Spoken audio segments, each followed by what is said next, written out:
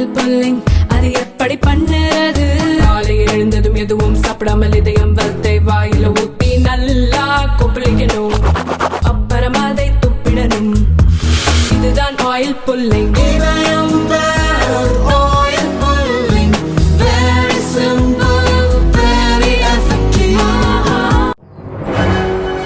வணக்கம். செய்திச் சுருக்கம். தொகுதி மறுசீரமைப்பு குறித்து பொய் சொல்கிறார் ஸ்டாலின்.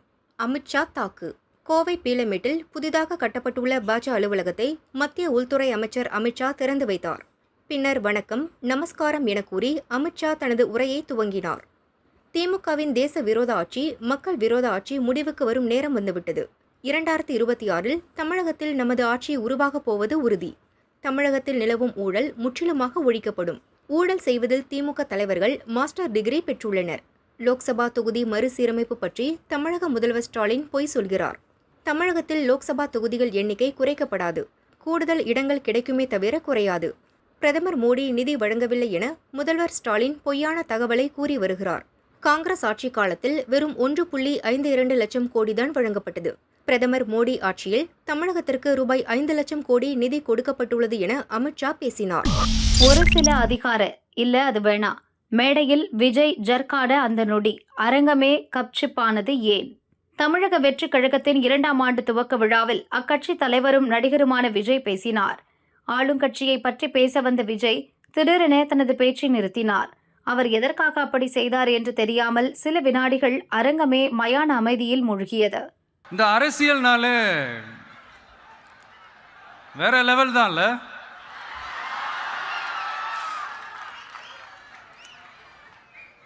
ஏன்னா இந்த அரசியலில் மட்டும்தான் வித்தியாசமான ஒன்றை நம்ம பார்க்கலாம். யார் யாரை எப்போ எதிர்ப்பாங்கன்னே நமக்கு தெரியாது. யார் யாரை எப்போ ஆதரிப்பாங்கன்னே நமக்கு தெரியாது. அதை கணிக்கவே முடியாது. அதனால தான் இந்த அரசியலில் மட்டும் முன்னாடிலாம் சொல்லி நம்ம கேள்விப்பட்டிருப்போம், நிரந்தர நண்பனும் நிரந்தர எதிரியும் இல்லைன்னு சொல்லுவாங்க. அரசியலுக்கு யார் வேணாலும் வரலாம், அது ஒரு ஜனநாயக உரிமைன்னு சொல்லுவாங்க. ஆனால் மக்களுக்கு ரொம்ப ரொம்ப பிடிச்சி போன ஒருத்தன் அரசியலுக்கு வரான்னா அதை கண்டிப்பாக நல்லவங்க எல்லாம் வரவேற்பாங்க. ஆனால் ஒரு சில இந்த அதிகார இல்லை அது வேணாம், ஒரு சில பேருக்கு மட்டும் கொஞ்சம் எரிச்சல் வரத்தானே செய்யும். அது இருக்கும் தானே. என்னடா இவன் திடீர்னு ஒருத்தன் என்ட்ரி கொடுத்துட்டானே, இது வரைக்கும் நாம சொன்ன பொய்யெல்லாம் நம்பிக்கிட்டு மக்கள் நமக்கு ஓட்டு போட்டுக்கிட்டு இருந்தாங்களே. ஆனால் இப்போ இவன் சொல்றதெல்லாம் பார்த்தா மக்கள் மனசுக்கு ரொம்ப நெருக்கமாக வேற இருக்குது. அதுவே நமக்கு ஒரு பெரிய நெருக்கடியாகவும் இருக்குது. இவனை என்ன பண்ணலாம், என்ன செய்யலாம், எப்படி இவனை இது பண்ணலாம், க்ளோஸ் பண்ணலாம்.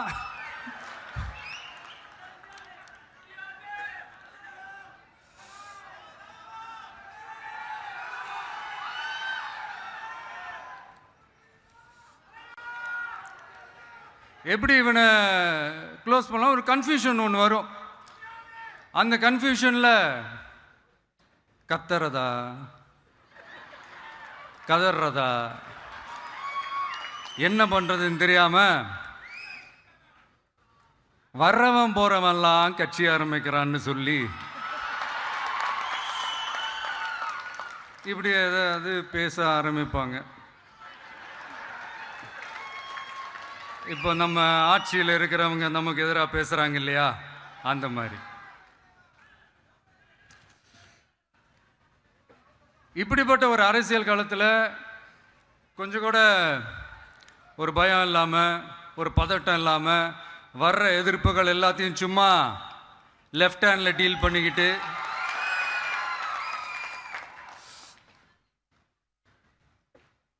இதோ நம்மளுடைய தமிழக வெற்றி கழகம் 1வது ஆண்டை கடந்து இப்போ 2வது ஆண்டில் அடி எடுத்து வைக்கிறோம். இந்த ஒரு காலகட்டம் தான் மிக முக்கியமான ஒரு காலகட்டம். It's very wrong bro versus நீங்களே பொய் சொல்லலாமா ப்ரோ?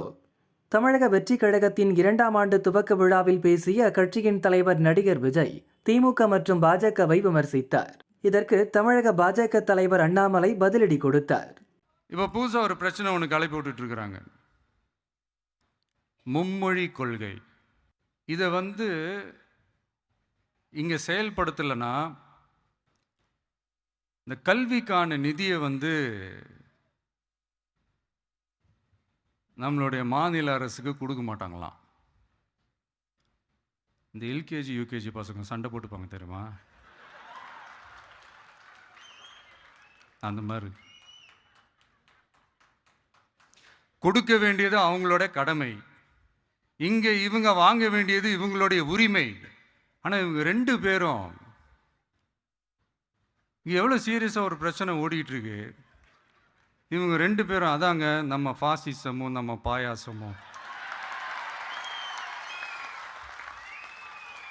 அதான் நம்ம அரசியல் இனிமையும் கொள்கை இனிமையும். 2 பேரும் என்ன பண்ணுறாங்கன்னா 2 பேரும் பேசி வச்சுக்கிட்டு இந்த செட்டிங்லாம் பண்ணி வச்சுக்கிட்டு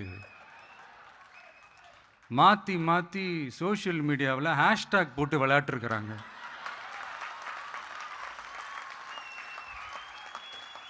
இங்கே என்ன நடந்துக்கிட்டு இருக்கு? அதாவது இவங்க 2 பேரும் அடிச்சுக்கிற மாதிரி அடிச்சுப்பாங்களாம். அதை நாங்கள் நம்பணுமா? மக்கள் நம்பணுமா? What bro, it's very wrong bro.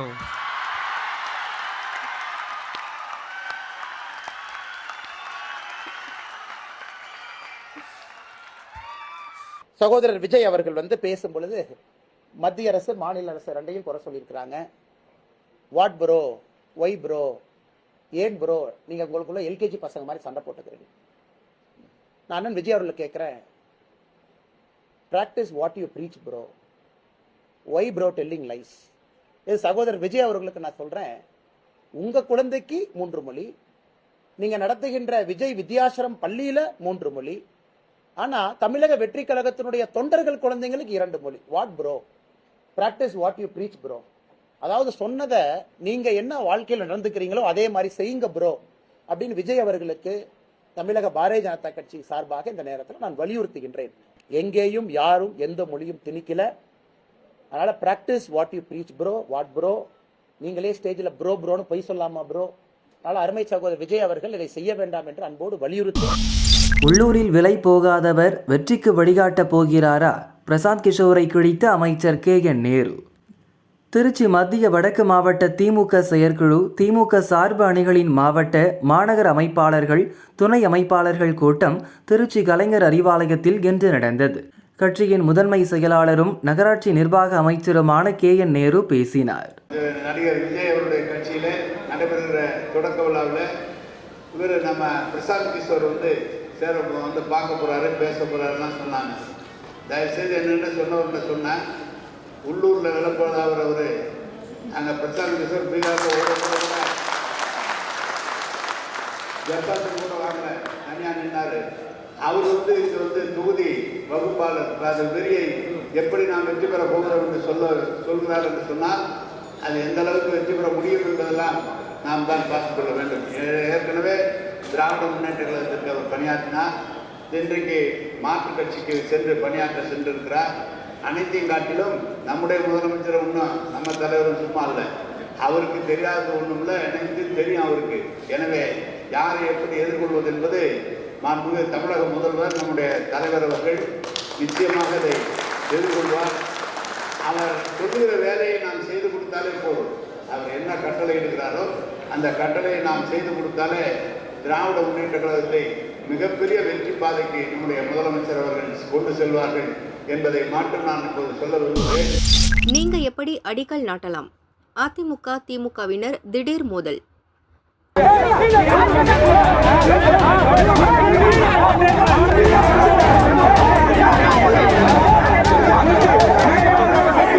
Dharmapuri மாவட்டம் பாலக்கோடு அரசு மகளிர் மேல்நிலைப் பள்ளிக்கு நாபார்டு நிதி உதவியில் 1,41,00,000 செலவில் கூடுதலாக 6 வகுப்பறைகள் கட்டுவதற்கான பூமி பூஜை நடந்தது. அந்த தொகுதியின் MLA அன்பழகன் தலைமையில் நிகழ்ச்சி நடைபெறும் என அதிமுகவினர் பேனர் வைத்தனர். பூமி பூஜை நிகழ்ச்சிக்கு அதிமுகவினர் வந்திருந்தனர். அதே சமயம் பாலக்கோடு பேரூராட்சி தலைவர் திமுகவைச் சேர்ந்த முரளி மற்றும் திமுக நிர்வாகிகள் அங்கு வந்து பிரச்சினை செய்தனர். தமிழக அரசு நிதி மூலம் செயல்படுத்தப்படும் திட்டத்துக்கு எதிர்க்கட்சியினர் எப்படி வரலாம்? பேனரில் முதல்வர் படம் மற்றும் அமைச்சர் படம் வைக்காமல் புறக்கணித்ததாக கூறி வாக்குவாதம் செய்தனர். இதனால் இரு கட்சியினரிடையே கைகலப்பு ஏற்பட்டது.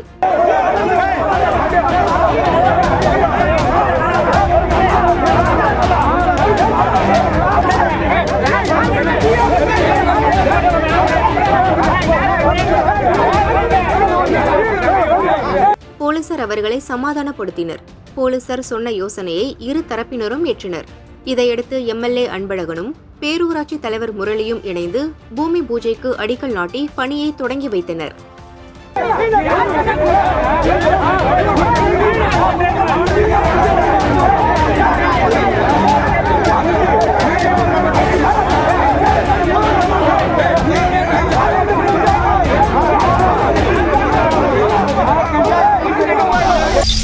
டோட்டலா மாறும் தமிழக வானிலை. 15 ஊர்களில் அடித்து ஊற்றும் மழை. இன்னும் 5 நாட்கள் விடாது. லிஸ்டில் எந்தெந்த ஊர்? கிழக்கு திசை காற்றின் வேக மாறுபாடு காரணமாக இன்று முதல் 6 நாட்களுக்கு தமிழகத்தில் பரவலாக நல்ல மழை பெய்யும் என்று சென்னை வானிலை மையம் அறிவித்துள்ளது. டெல்டா, தென் மாவட்டங்கள் மற்றும் காரைக்கால் பகுதிகளில் இன்று மிதமான மழை பெய்யக்கூடும். நாளை தஞ்சாவூர், திருவாரூர், நாகப்பட்டினம், மயிலாடுதுறை, புதுக்கோட்டை, ராமநாதபுரம், தூத்துக்குடி, திருநெல்வேலி, கன்னியாகுமரி மாவட்டங்களில் கனமழை கொட்டி தீர்க்கும். வெள்ளிக்கிழமை தஞ்சாவூர், புதுக்கோட்டை, ராமநாதபுரம், சிவகங்கை, விருதுநகர், தேனி, மதுரை, திண்டுக்கல், தென்காசி, தூத்துக்குடி, திருநெல்வேலி, கன்னியாகுமரி மாவட்டங்களிலும், சனிக்கிழமை கன்னியாகுமரி, திருநெல்வேலி, தென்காசி, தூத்துக்குடி, விருதுநகர், ராமநாதபுரம் மாவட்டங்களிலும் கனமழை கொட்டி தீர்க்க வாய்ப்புள்ளது. ஞாயிறு மற்றும் திங்கட்கிழமைகளில் தமிழகம், புதுச்சேரியில் பரவலாக லேசானது முதல் மிதமானது வரை மழை பெய்ய வாய்ப்புள்ளது. சென்னையை பொறுத்தவரை அடுத்த 48 மணி நேரத்துக்கு வானம் ஓரளவு மேகமூட்டத்துடன் காணப்படும். லேசான மழை பெய்யவும் வாய்ப்புள்ளது என்று வானிலை மையம் கூறியுள்ளது. 2ஆம் உலகப் போர் வெற்றி விழா. பிரதமர் மோடியை அழைக்கும் ரஷ்யா. 2ஆம் உலகப் போரின் 80ஆம் ஆண்டு வெற்றி விழா கொண்டாட்டம் ரஷ்யா தலைநகர் மாஸ்கோவின் ரெட் சதுக்கத்தில் மே 9ஆம் தேதி நடக்கிறது.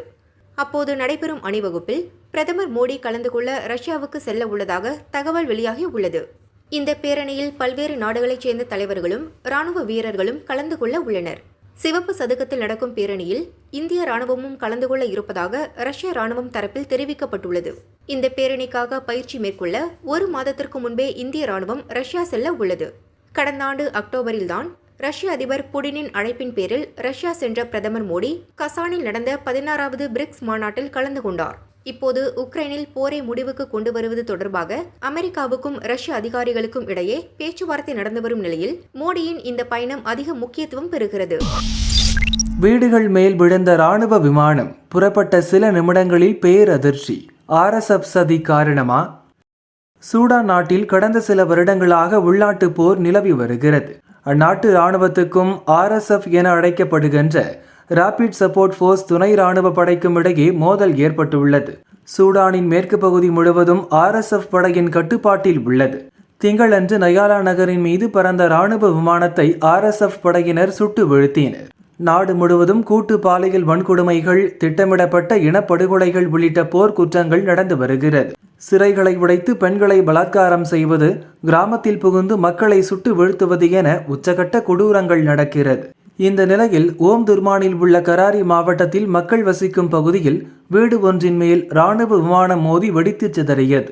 விமானத்தில் பயணித்த இராணுவ வீரர்கள் மற்றும் குடியிருப்பு பகுதியில் பொதுமக்கள் உள்பட 46 பேர் இறந்தனர் என அரசு அதிகாரிகள் தெரிவித்தனர். இராணுவ விமானம் ஓம் துர்மான் நகருக்கு கிழக்கே உள்ள வாடி சாயிட்னா ஏர்பேஸில் இருந்து டேக் ஆஃப் செய்யப்பட்டு வானில் பறந்ததாக கூறப்படுகிறது. புறப்பட்ட சில நொடிகளில் குடியிருப்பு பகுதியின் மேல் விழுந்து விமானம் விபத்துக்குள்ளானது. முதலில் பெரிய வெடிப்பை கண்டோம். விமானம் குடியிருப்பில் விழுந்த பிறகு அடர்த்தியான புகை வந்தது. வீடுகள் இடிந்து காணப்பட்டது என சம்பவத்தை நேரில் பார்த்தவர்கள் கூறியுள்ளனர். இந்த விபத்தில் சூடான் ராணுவ மேஜர் ஜெனரல் பகர் அகமதுவும் இறந்துள்ளார். தொழில்நுட்ப கோளாறு காரணமாக விபத்து ஏற்பட்டதா இல்லை விமானம் தாக்குதலுக்கு உள்ளானதா என்பது குறித்து விசாரணை நடக்கிறது.